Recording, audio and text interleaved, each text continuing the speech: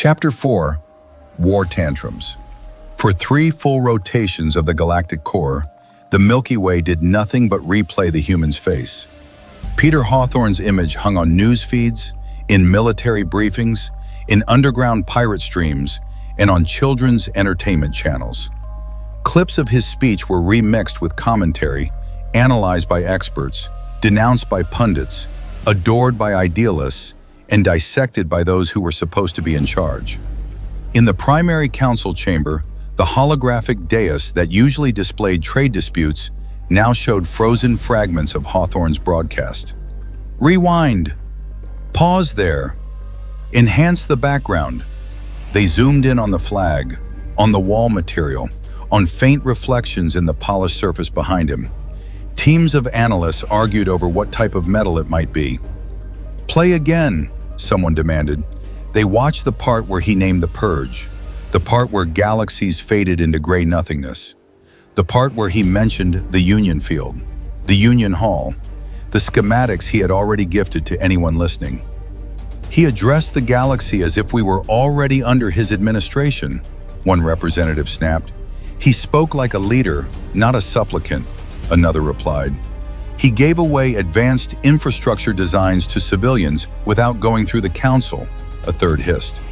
If those nodes do what he claims, they destabilize our entire energy, defense, and transport sectors. He didn't ask for permission, an older counselor said softly. That is the real offense, isn't it? At the far end of the chamber, a senior defense minister stood very still, his hands clasped behind his back. We can argue about tone later, he said. Right now, every news feed in known space is quoting his fellow citizens of the Milky Way line. Every child with access to a screen has seen the human president.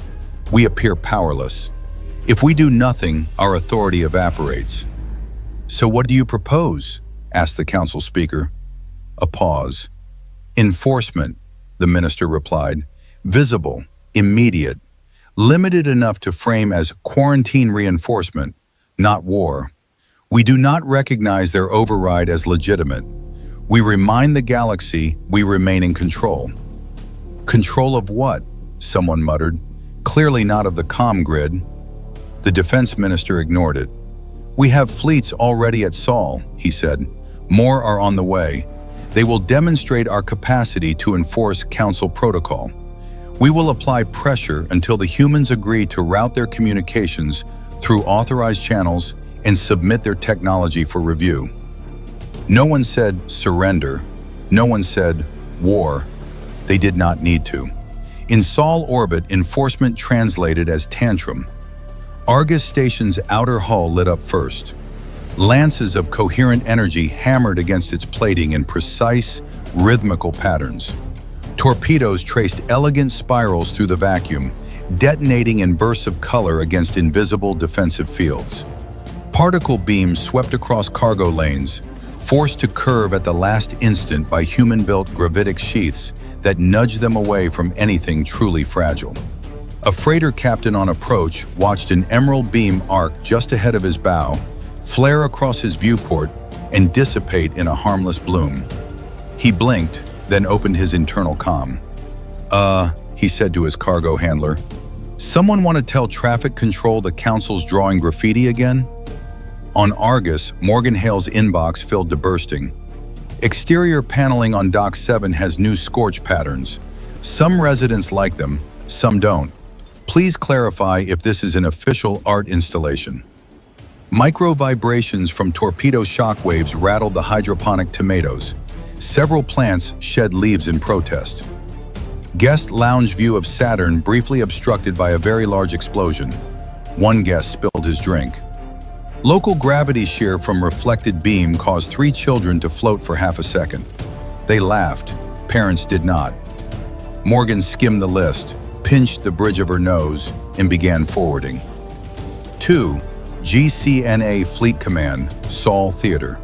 From Argus LSA, Hale, Morgan.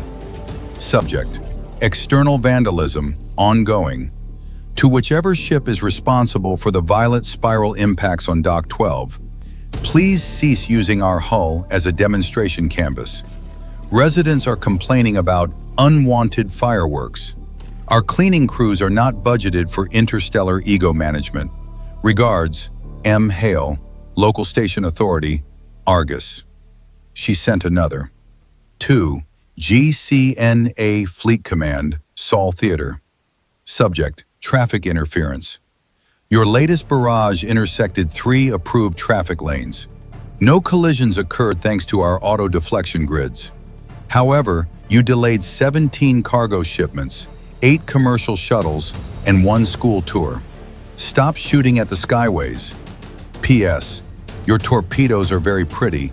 Please stop decorating our routes with them. M. Hale.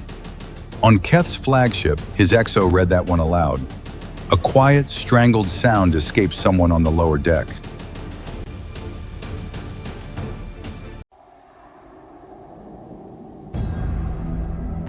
Keth closed his eyes for a long, slow breath. Status of our last volley? He asked. Outer hull of Argus shows residual heat signatures, the sensor chief said. No penetration, no shield depletion detected. Local traffic resumed normal patterns 8 seconds after impact. Any evidence our attacks are causing them meaningful strain? Keth asked. A pause.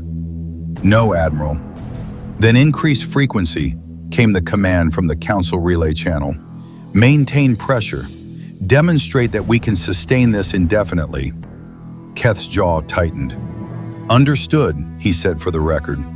Off the record, in the privacy of his thoughts, he wondered how many more times they were going to smear colors across an unbothered sky before someone admitted it did nothing but bruise their pride. On the planet below, humanity watched the tantrum, not in panic and not in indifference, in fascination. Entire parks filled with families leaning back in reclined benches as holographic overlays projected the orbital theater overhead. The paths of Council ships traced luminous arcs. Weapon discharges appeared as stylized blooms of light, with labels underneath. Cruiser Group 7, Particle Lance Salvo, ineffective. Frigate Wing 4, Guided Torpedo Cluster, deflected. Vendors rolled carts between the benches, calling out, Comet Cones, Meteor Popcorn, Lunar Lemonade. A group of teenagers sprawled on the grass, watching a volley streak toward a high-orbit logistics hub. I say they clipped the forward array, one said, pointing. No way, another replied. They always overshoot the first shot. It'll glance off the counter-rotating ring. You're both wrong, a third chimed in. They've adjusted their targeting subroutines. Look at the spread angle. I bet they hit the docking hinge. 2 credits. Deal. They watched as the torpedoes curved, flared, and impacted. A scoreboard in the corner of the projection updated. Council strikes versus human predictions. Round 4. Hits 1. Misses 37. Elsewhere, in a quiet suburb, an elderly couple sat on their balcony, sipping tea under the distant glimmer of orbiting fire. This reminds me of the old meteor showers, one of them said. The meteors were more dignified, their partner replied. They didn't come with self-important press releases. The tantrum spread beyond Saul. In the neighboring Ort installations, Council ships attempted to intercept human mining platforms, only to find themselves locked out of targeting solutions by invisible interference. Weapons won't acquire, a frustrated gunnery officer barked. Why not? Their captain demanded. Unknown, sir. The ship thinks it's pointed at empty space. Every time we try to re-aim, the system's predictive matrix resets. On a long-haul ferry between Mars orbit and Jupiter, passengers watched as distant Council ships loosed bright arcs across the black. Are we in danger? A nervous traveler asked the steward. Not from them, the steward said, checking the flight board. From boredom, possibly. We're on a 5-minute hold while traffic control reroutes someone else's tantrum away from our lane. On a civilian news feed, a commentator chuckled as orbital footage played behind her. By our latest count, she said, Council fleets have spent the equivalent of 12 planetary defense budget cycles achieving, let's see here, 3 scratched panels, 1 temporarily rattled hydroponics bay, and a widely panned performance review from Argus Station's cleaning staff. The first real change came when humans decided to make it safer, not for themselves, for the people firing at them. It started with a cruiser from the Vesk Dominion, a sleek, blade-like vessel that had been particularly enthusiastic about saturating a shipping lane with harmless but inconvenient beams. Mid-barrage, its weapon arrays flickered, stuttered, and went dead. On the bridge, alarms chimed. "Power diversion," the chief engineer shouted. "Weapons grid just went offline. I didn't authorize a shutdown." "Bring them back," the captain snapped. "I'm trying. Control pathways aren't responding. It's like someone rerouted." A new alarm chimed. Different pitch. Airlock notification. The captain froze. "Who authorized docking?" she demanded. "No one," the helmsman said, eyes wide. "We didn't register physical contact. Airlock integrity still shows sealed." A soft tone sounded by the inner hatch. Every weapon on the bridge found its way toward that sound, even though no one could have possibly fired one inside the fragile structure of their own ship. The hatch slid open. 4 humans stepped through. They wore slim, featureless environment suits marked only with small flags on one shoulder, and the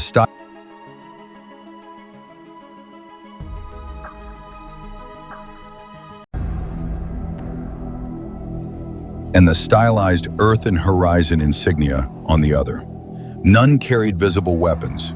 2 pushed a hovering crate between them. The lead human raised both hands, palms empty. "Hello," his voice came through automatic translation, calm and almost apologetic. "We've temporarily disabled your weapons to prevent further lane interference. There was concern you might clip a civilian transport on your next volley." "You boarded a council cruiser," the captain said, stunned. "Yes," the human replied. "How?" "Efficiently." There was a beat of silence as both sides reassessed the situation. "Are you here to seize the ship?" the captain asked. The human blinked. "No," he said. "We brought you snacks." He gestured to the hovering crate. One of his teammates tapped a control. The top unfolded, revealing neatly organized packages, individually sealed containers, labeled in multiple languages, each with icon-coded dietary information. "We reviewed your species' biochemistry from archival scans," he added. "These should be safe, high in complex carbohydrates and electrolytes. It seemed likely your crew would be fatigued after maintaining such a prolonged, if ineffective, firing pattern." The captain stared. "You disabled our weapons," she said slowly. "Yes." "You boarded our ship." "Yes." "You brought refreshments." "Yes," the human said again. "If you would like, we can also run a diagnostic on your targeting arrays. They appear to be oscillating in response to our local field dynamics. That can't be pleasant for your engineers." One of the Vesk officers made a small sound. It took the captain a moment to recognize it as a stifled laugh. She exhaled through her teeth. "Fine," she said.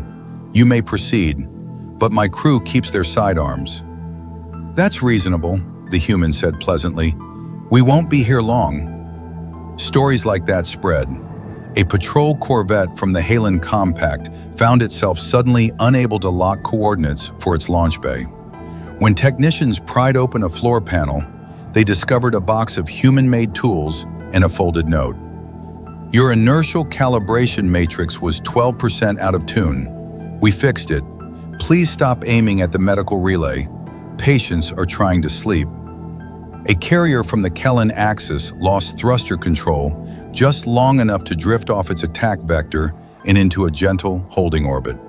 While engines were offline, human teams slipped aboard, updated several outdated safety protocols, left behind a crate of multi-species beverages, and vanished.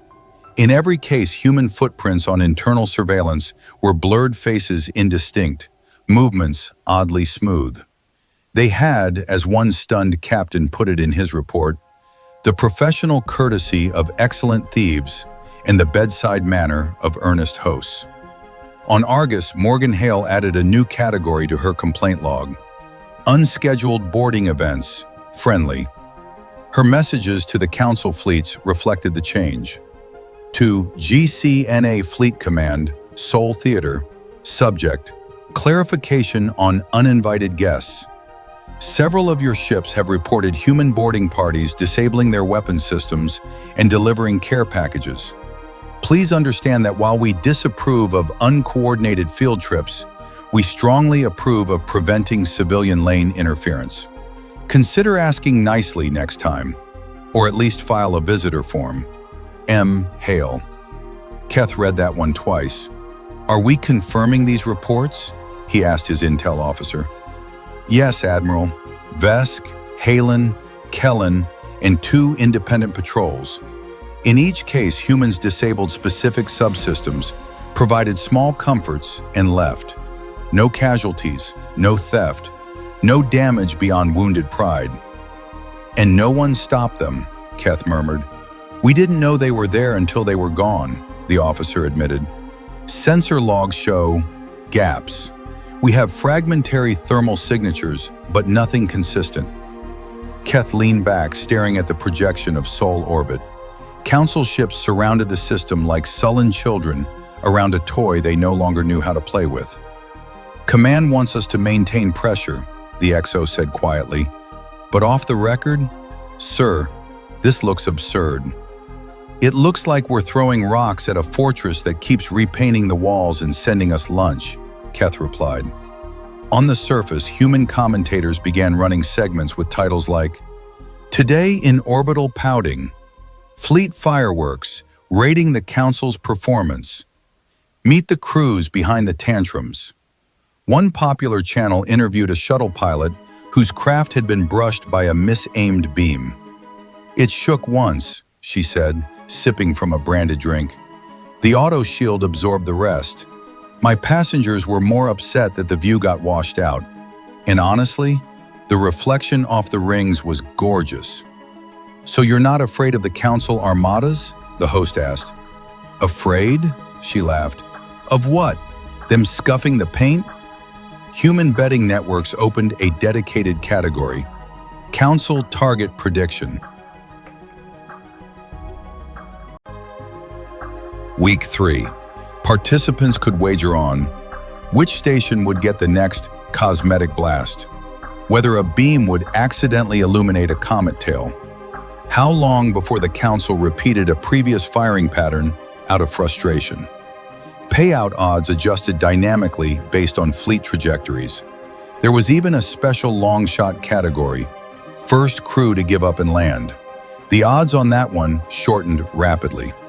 The first visitors did not come under diplomatic orders. They came under the pressure of reality. A small destroyer from the Thailand Republic had spent 12 days in constant firing posture. Crew rotations were shot. Morale was threadbare. They had watched their shots blaze harmlessly against invisible defenses, while human stations remained serenely operational.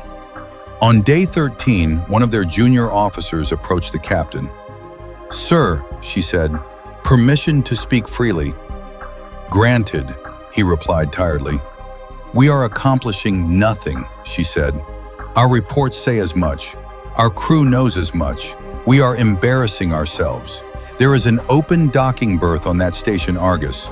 They have sent no threats, only complaints about scuff marks. You are suggesting we defect? The captain asked. Visit, she corrected.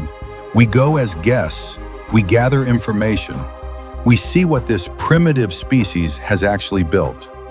He stared at the viewport, at the shining lattice of platforms, rings, and gliding ships.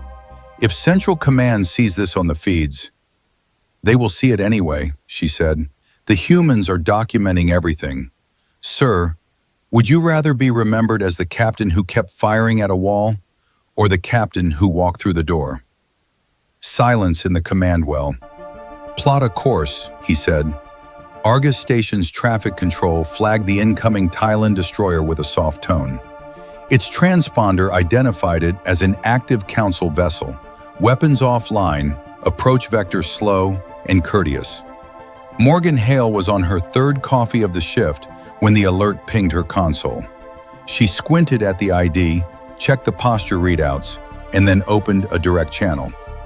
"This is Argus LSA," she said. "Destroyer Ethan of the Thailand Republic, you are approaching a civilian hub. State your intentions." A moment of static, then a voice filtered through translation. "This is Captain Seru Vaughn," it said. "Our intentions are to dock, to disembark a small party, to speak, to rest, if that is permissible." Hale blinked. "You've been firing on our infrastructure for nearly 2 weeks," she said. "Yes," the captain said. "We have also been failing to damage it for nearly 2 weeks. We thought perhaps we might be more effective at conversation." Morgan stared at her display, at the slow, careful approach, at the dormant weapons signatures. She sighed. "Docking clearance granted," she said. "Berth 12. I'll have someone meet you. Try not to scratch anything on the way in." That image of a Council destroyer sliding into a human-controlled dock under its own power, not as a conqueror, not as a prisoner, but as something awkward and in between, went viral across the galaxy. On a minor news relay 3 sectors away, a board commentator replayed the docking footage side by side with clips of the same destroyer's earlier bombardments. Once, a weapon. Now, a visitor. The caption read, "When your invasion turns into a vacation." Soon after, other ships followed. Some came openly, announcing their intent to conduct inspections or engage in de-escalation talks. Some claimed engine trouble and requested temporary maintenance support. Humans treated them all the same. Docking hatches opened to welcome crews into clean, well-lit corridors. Guides in station uniforms pointed out amenities. Cafes and canteens offered samples of human cuisine, carefully tailored to different biologies. Recreation decks provided views of the planet, the stars, and occasionally the Council fleet still sulking in higher orbit. With one major exception, the hosts were unfailingly polite. The exception's name was on 1,000 complaint forms. Morgan Hale met the first Thailand landing party with a datapad under one arm and a look that said she had 15 more important things to do, and all of them involved fixing someone else's mess. "Captain Vaughn?" she asked as the group stepped through the pressure lock. The Thailand captain's eyes adjusted to the station's spectrum. His posture was rigid, formal. "Yes," he said. "You are Administrator Hale?" "Local station authority," Morgan corrected. "I'd shake your hand, but last time I did that with an unvetted alien species, we had a week-long rash outbreak on Deck 3. So let's skip straight to business."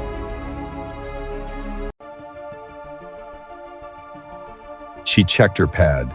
"You've participated in, or at least authorized, approximately 63 separate volleys against the station," she continued.